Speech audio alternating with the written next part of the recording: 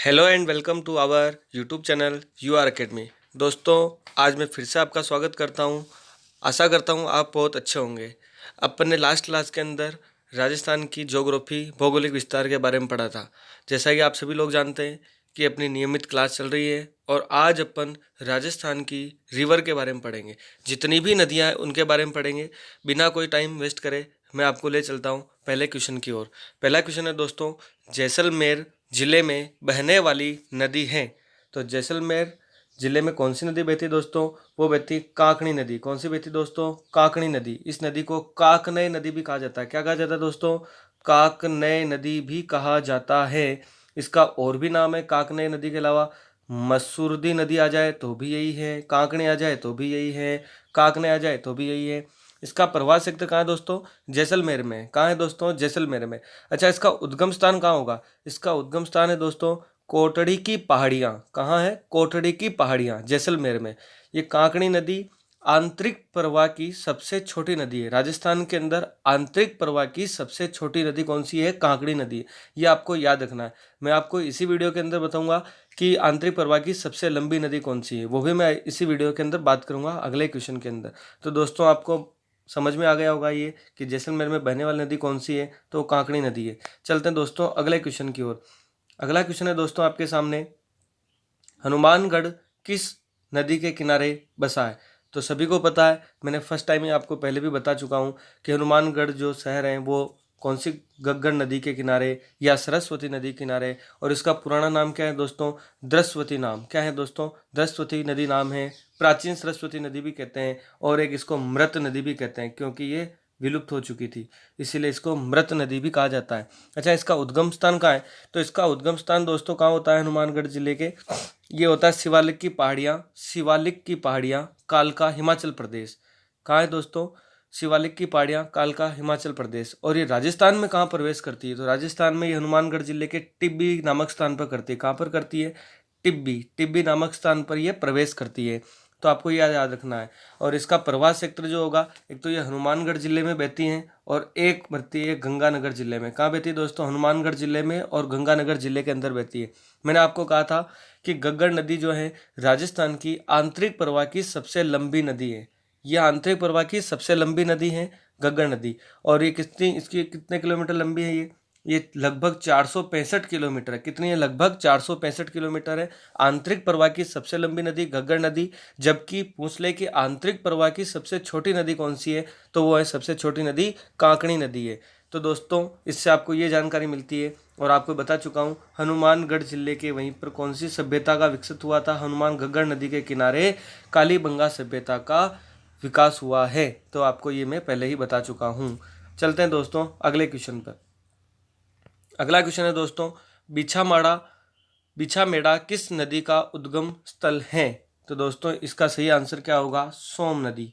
क्या होगा दोस्तों? बिछामेड़ा किसका उद्गम स्थल है? सोम नदी का।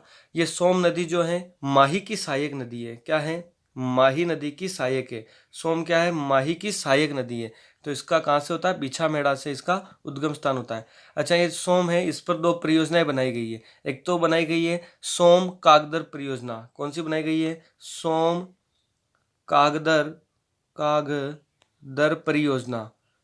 सोम कागदर परियोजना बनाई गई है। ये सोम नदी पर बनाई गई है और उदयपुर के अंदर है। कहाँ है दोस्तों? उदयपुर में। और एक परियोजना और बनाई गई है सोम कमला अंबा परियोजना। कौन सी दोस्तों? सोम कमला अंबा परियोजना, जो कहाँ बनाई गई है? डूंगरपुर में बनाई गई। वेरी वेरी इंपॉर्टेंट क्वेश्चन है। सोम नदी पर दो परियोजनाएं बनाई गई है। सोम नदी का उद्गम स्थान बिछामेड़ा नामक स्थान पर है। सोम माही की क्या है? सहायक नदी है। सोम पर दो परियोजनाएं कौन सी है? सोम कागदर परियोजना और एक कौन सी है? सोम कमला अंबा परियोजना। तो आपके पास क्वेश्चन कैसे भी बन सकता है, मैंने आपको इसी से बहुत सारे क्वेश्चन निकाल के बता दिए। चलते हैं दोस्तों अगले क्वेश्चन की ओर। अगला क्वेश्चन दोस्तों ये कहता है, राजस्थान के किस जिले में भांगड़ा नागल बांध से सबसे अधिक सिंचाई होती है? भांगड़ा नागल बांध से सबसे ज़्यादा जो सिंचाई होती है राजस्थान के अंदर, वो कौन से में होती है दोस्तों? इसका सही आंसर होगा हनुमानगढ़। कौन सा दोस्तों? हनुमानगढ़। हनुमानगढ़ के अंदर सबसे ज़्यादा सिंचाई होती है। लेकिन विद्युत परियोजना की बात करूँ मैं, तो चूरू चूरू गंगानगर, हनुमानगढ़, सीकर, झुंझुनू व बीकानेर। कौन कौन सा? चूरू, गंगानगर, हनुमानगढ़, सीकर, झुंझुनू व बीकानेर जिलों को विद्युत की प्राप्ति भी होती है। अच्छा, भांगड़ा नागल जो बांध है दो हैं, भांगड़ा अलग है, नागल अलग है, लेकिन दोनों को संयुक्त रूप से एक साथ बोला जाता है। ये भांगड़ा नागल बांध जो है सतलज नदी के पानी को रोक करके बनाया गया है। कौन सी नदी को? सतलज नदी को। भांगड़ा बांध जो है ये तो है हिमाचल प्रदेश में, और नांगल बांध है कहाँ पर? पंजाब के अंदर। कहाँ है दोस्तों? पंजाब के अंदर। तो दोनों की है। और सतलज नदी जो है इससे 3 राज्य लाभान्वित है। कौन कौन से? 3 राज्य। एक तो खुद अपना हरियाणा, एक तो राजस्थान हो गया, राजस्थान, हरियाणा, और एक हो गया पंजाब। कौन सा है दोस्तों? हरियाणा, राजस्थान और पंजाब, ये तीनों राज्य इससे लाभान्वित हैं। तो आपको पता लग गया होगा इससे भांगड़ा नागल बांध से सबसे ज़्यादा जो सिंचाई होती है राजस्थान के अंदर वो होती है हनुमानगढ़ जिले के अंदर होती है। आशा करता हूँ आपको दी गई जानकारी समझ में आई होगी। अगले क्वेश्चन की ओर चलते हैं दोस्तों। अगला क्वेश्चन ले आया हूँ मैं आपके सामने। सोम कमला अम्बा सिंचाई परियोजना किस जिले में स्थित है? सोम कमला अम्बा सिंचाई परियोजना किस जिले में स्थित है? अभी थोड़ी देर पहले बताया था कि सोम कमला अम्बा सिंचाई परियोजना जो है वो डूंगरपुर, और एक बांध परियोजना भी है, ये डूंगरपुर जिले में स्थित है। और यह है माही, सोम जो है, सोम नदी जो है माही की सहायक नदी भी है। इससे इतनी जानकारी आपको मिलती है। अगले क्वेश्चन की बात करते हैं दोस्तों। अगला क्वेश्चन है सिद्धमुख नोहर परियोजना भारत के किस राज्य में है? सिद्धमुख नोहर परियोजना भारत के राजस्थान राज्य में है। ये जो सिद्धमुख परियोजना, इसका पूरा नाम जो होता है दोस्तों राजीव गांधी सिद्धमुख नोहर परियोजना, राजीव गांधी सिद्धमुख नोहर परियोजना। और इस परियोजना का उद्देश्य जो था रावी, सतलज और व्यास, रावी, सतलज और व्यास इन नदियों के अतिरिक्त जल का उपयोग करना, इनके जो अतिरिक्त जल होता था उनका उपयोग करके ये सिद्धमुख नोहर परियोजना बनाई गई थी। और 1986 में 1986 में रावी और व्यास समझौते के तहत राजीव गांधी द्वारा 1989 में इस परियोजना का शिलान्यास किया गया था। आपको ये बात याद रखनी है। 1986 में रावी व्यास समझौते के तहत राजीव गांधी द्वारा इसका कब शिलान्यास किया गया था? 1989 में इसका शिलान्यास किया गया था। कौन सी परियोजना का? सिद्धमुख नोहर परियोजना, जो भारत के राजस्थान राज्य के अंदर स्थित है। चलते हैं दोस्तों अगले क्वेश्चन की ओर। अगला क्वेश्चन आ चुका आपके सामने। अगला क्वेश्चन कहता है कि राजस्थान के किस जिले में गुड़गांव नहर से सिंचाई होती है? तो गुड़गांव नहर से सिंचाई राजस्थान के भरतपुर जिले में सिंचाई करता है। कौन से में दोस्तों? भरतपुर में। ये जो गुड़गांव नहर जो है ये कहाँ से निकली गई थी? यमुना नदी से। ओखला एक जगह है दिल्ली में, यमुना नदी के ओखला के पास से निकाली गई। अच्छा, इस नहर से क्या होता है? भरतपुर की कामा तहसील, कौन सी है? भरतपुर की कामा तहसील से जिला लाभान्वित होता है। तो ये आपको याद रखना है, भरतपुर जिले में इससे सिंचाई होती है। ठीक है, यमुना नदी से निकाली गई थी। चलते हैं अगले क्वेश्चन की ओर। अगला क्वेश्चन है विलास सिंचाई योजना संबंधित है। तो दोस्तों बहुत ही इंपॉर्टेंट क्वेश्चन है। ये क्वेश्चन बहुत घुमाया हुआ है। विलास सिंचाई योजना संबंधित है, ये दोस्तों कोटा से, कोटा के अंदर चंबल नदी से जो परियोजना है। वैसे तो इसका आंसर 12 होगा दोस्तों, ऑप्शन के अंदर 12 नहीं है डायरेक्टली, तो आपको कोटा लगाना है, क्योंकि ये जो चंबल नदी है उसकी सहायक नदी है विलास, और इसी 12 के अंदर इसमें विलास सिंचाई योजना चलती है। तो आपको इसका याद रखना है, कोटा से है। ठीक है दोस्तों, अगले क्वेश्चन की ओर बात करते हैं। अच्छा, एक क्वेश्चन और बनता है यहाँ से कि चंबल नदी से सर्वाधिक लाभान्वित जिला कौन सा है? तो आपके मन में सब में आया होगा भाई कोटा ही होगा, कोटा के अंदर चंबल नदी है, तो ये माइंड से आपको निकालना है, कोटा नहीं होगा। उस टाइम पर बूंदी आंसर होता है। अभी तो फिलहाल तो विलास सिंचाई योजना के अंदर कोटा आंसर है, लेकिन बन जाए कि चंबल नदी से सर्वाधिक लाभान्वित जिला जो होगा वो बूंदी होगा। तो इसका ये भी आपको ध्यान रखना है, सबसे लाभान्वित जिला बूंदी है। और विलास सिंचाई परियोजना कहाँ चलती है? 12 के अंदर चलती है, लेकिन विलास सिंचाई योजना संबंधित है किससे? कोटा से है। फिलहाल तो यहाँ संबंधित पूछा है, कोटा से है। तो आपको इस क्वेश्चन से इतनी जानकारी मिलती है। चलते हैं अगले क्वेश्चन की ओर। अगला क्वेश्चन आ चुका आपके सामने। इंदिरा गांधी नहर का प्रारंभ कब हुआ है? तो इंदिरा गांधी नहर का प्रारंभ जो हुआ है दोस्तों 31 मार्च 1958 को इसका शुभारंभ हुआ है। इसका उद्घाटन करते जो थे वो थे गोविंद वल्लभ पंत। उस टाइम पे तत्कालीन गृह मंत्री थे, उन्होंने इसका गोविंद वल्लभ पंत जो 31 मार्च 1958 को इसकी नींव रखे गए थे, उद्घाटन करके गए थे। और ये कब पूरा हुआ था? ये पूरा हुआ था दोस्तों, इसका उद्घाटन करने के लिए जो शुभारंभ करने के लिए जो आए थे 11 अक्टूबर 1961, 11 अक्टूबर 1961 को तत्कालीन उपराष्ट्रपति सर्वपल्ली डॉक्टर राधाकृष्णन द्वारा इसका शुभारंभ हुआ था। जबकि इसका प्रारंभ जो बात करें, नींव जो रखी गई थी वो गृह मंत्री गोविंद वल्लभ पंत उस टाइम पे थे, 31 मार्च 1958 को रखी गई थी।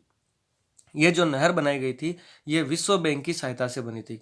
तो वर्ल्ड बैंक की सहायता से इंदिरा गांधी नहर को बनाया गया था। वेरी वेरी इंपॉर्टेंट क्वेश्चन है दोस्तों। इंदिरा गांधी नहर का जो सहयोग करने वाला था कौन सा था? वर्ल्ड बैंक था। ये आपको याद रखना है। चलते हैं अगले क्वेश्चन की ओर। अगला क्वेश्चन आ चुका आपके सामने। राजस्थान इंदिरा गांधी नहर परियोजना में लिफ्ट नहरों की संख्या कितनी है? तो लिफ्ट नहरों की संख्या दोस्तों है कितनी? 7। कितनी दोस्तों? 7 लिफ्ट नहरों की संख्या है। यही क्वेश्चन आ जाता है, इंदिरा गांधी नहर परियोजना से कितनी शाखाएं निकली है? तो शाखाएं पूछे तो 9 शाखाएं निकली है। जबकि लिफ्ट नहरें हैं वो कितनी दोस्तों? 7 लिफ्ट नहरें निकली हुई है। तो आपको ये याद रखना है। अच्छा, इंदिरा गांधी नहर से सर्वाधिक लाभान्वित जिला कौन सा होता है? तो इंदिरा गांधी नहर से सबसे सर्वाधिक लाभान्वित जिला होता है, समझ चुके होंगे, बीकानेर सबसे लाभान्वित जिला है। और टोटल जो जिले हैं वो 8 जिले हैं जो लाभान्वित हैं। इंदिरा गांधी नहर से टोटल 8 जिले लाभान्वित होते हैं। तो इस क्वेश्चन से आपको इतनी जानकारी मिलती है। चलते हैं अगले क्वेश्चन की ओर। अगला क्वेश्चन आ चुका है आपके सामने। राजस्थान नहर का निर्माण निम्नलिखित में से कहाँ हुआ है? तो राजस्थान नहर का निर्माण कहाँ से हुआ है? तो राजस्थान फीडर की समाप्ति से इसका निर्माण शुरू हुआ है। राजस्थान नहर का राजस्थान फीडर जहाँ समाप्त हो जाता है वहीं से राजस्थान नहर स्टार्ट होती है। तो आपको याद रखना है। अच्छा, राजस्थान फीडर जो है इसका उद्गम स्थल जो है वो है व्यास सतलज नदी हरि के बैराज पंजाब से इसका निर्माण हुआ है। कहाँ से हुआ दोस्तों? व्यास सतलज नदी हरि के बैराज पंजाब से इसका निर्माण हुआ है। और इसकी कुल लंबाई 204 है। कितनी है दोस्तों? राजस्थान फीडर की कुल लंबाई 204 है। राजस्थान में जो प्रवेश करता है तो यहाँ क्वेश्चन बनता है कि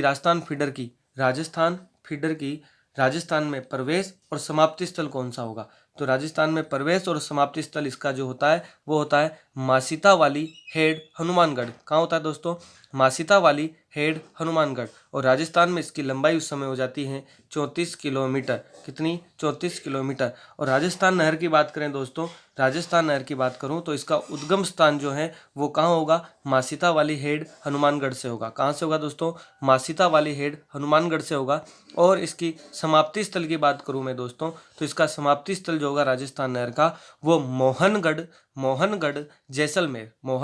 जैसलमेर इसका समाप्ति स्थल है। और कुल लंबाई राजस्थान नहर की कुल लंबाई है दोस्तों 445 किलोमीटर। कितनी दोस्तों? 445 किलोमीटर।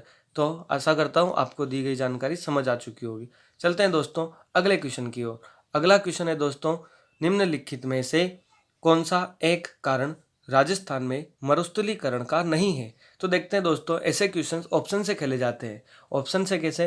देखो, मरुस्थलीकरण राजस्थान में जो मरुस्थलीकरण का कारण नहीं है। देखो, मरुस्थलीकरण क्यों बढ़ रहा है? एक तो शहरीकरण, शहरों का विस्तार होता जा रहा है, तो ऑब्वियसली बात है, तो मरुस्थलीकरण का कारण ये होगा नहीं। अनुचित मृदा एवं जल प्रबंधन, ये भी नहीं हो सकता। एक वनों की निरंतर कटाई, ये भी नहीं हो सकता। तो अतिचारण एक है जो मरुस्थलीकरण का कारण नहीं है। वन अगर अधिक कटेंगे तो मरुस्थल बढ़ेगा ही। तो अतिचारण ये आपका सही ऑप्शन होगा। चलते हैं अगले क्वेश्चन की ओर। अगला क्वेश्चन दोस्तों आ चुका है, राजस्थान के किस क्षेत्र में सागवान के वन पाए जाते हैं? तो दोस्तों इसका आंसर होगा मध्य के अंदर। राजस्थान के बिल्कुल मध्य के अंदर सबसे ज़्यादा सागवान के वन पाए जाते हैं। चलते हैं अगले क्वेश्चन की ओर। अगला क्वेश्चन आ चुका है दोस्तों, राजस्थान में किस जिले में सिल्वी कल्चर की जाती है? तो दोस्तों इसका सही आंसर होगा गंगा सागर। कौन सा दोस्तों? गंगा सागर। आप सोच रहे हैं ये कौन सा जिला है? दोस्तों गंगा सागर श्री गंगानगर जिले को ही कहा जाता है। श्री गंगानगर जिले को क्या कहा जाता है? गंगा सागर भी कहा जाता है। और इस जिले को राजस्थान का पंजाब भी कहा जाता है। Very very important. कौन सा जिला है जिससे राजस्थान का पंजाब भी कहा जाता है? तो श्री गंगानगर या गंगा सागर। इस गंगा सागर का नाम जो पड़ा था, इस जिले का नाम बीकानेर के महाराजा गंगा सिंह के नाम पर पड़ा था। गंगा सागर का नाम किसके नाम पर पड़ा था? बीकानेर के महाराजा गंगा सिंह के नाम पर रखा गया था। तो सिल्वीकल्चर कहाँ की जाती है? श्री गंगानगर या गंगा सागर में की जाती। चलते हैं दोस्तों अगले क्वेश्चन की ओर। अगला क्वेश्चन आता है आपके सामने, राजस्थान में सर्वाधिक वन क्षेत्र हैं। दोस्तों इसके लिए मैं आपके लिए सेपरेट एक वीडियो लेके आऊँगा जो 2017 की 15वीं भारतीय वन रिपोर्ट आई थी उसके ऊपर। फिलहाल तो इसका आंसर निकालते अपन। राजस्थान में सर्वाधिक वन क्षेत्र हैं, तो इसका ऑप्शन सही होगा उदयपुर और राजसमंद जिलों में सर्वाधिक वन क्षेत्र हैं। लेकिन बात करूं सर्वाधिक वन तो हैं वो उदयपुर के अंदर, और न्यूनतम वन क्षेत्र जो है वो कहाँ है दोस्तों? चूरू के अंदर। और ये कौन सी रिपोर्ट बोलती है? अभी फिलहाल ही में जो आई थी 15वीं भारतीय वन रिपोर्ट आई थी 2017 के अंदर। उस रिपोर्ट के अनुसार ये वाला क्वेश्चन इसका सही आंसर होगा। उदयपुर सबसे सर्वाधिक वन क्षेत्र है, जबकि न्यूनतम वन क्षेत्र है चूरू के अंदर। तो दोस्तों आशा करता हूँ आपको दी गई जानकारी समझ आई होगी। हमारी निरंतर क्लास चल रही है राजस्थान ट्रिक के ऊपर, बहुत सारी क्लासेस चल रही है। मैं आपके लिए एमसीक्यू ला रहा हूँ और जल्दी ही आपके सामने मैथ्स की क्लास में चालू करने वाला हूँ। तो आप मैथ्स की क्लास अवश्य देखें, ज़रूर देखें। मैथ्स की क्लास जल्दी ही आपके लिए लेकर के आ रहा हूँ, मैं लाइव आने वाला हूँ। फिलहाल मैं आपके लिए एमसीक्यू लेकर के आ रहा हूँ। तो मिलते हैं दोस्तों। वीडियो को लाइक, शेयर और सब्सक्राइब करना ना भूलें। थैंक यू सो मच दोस्तों।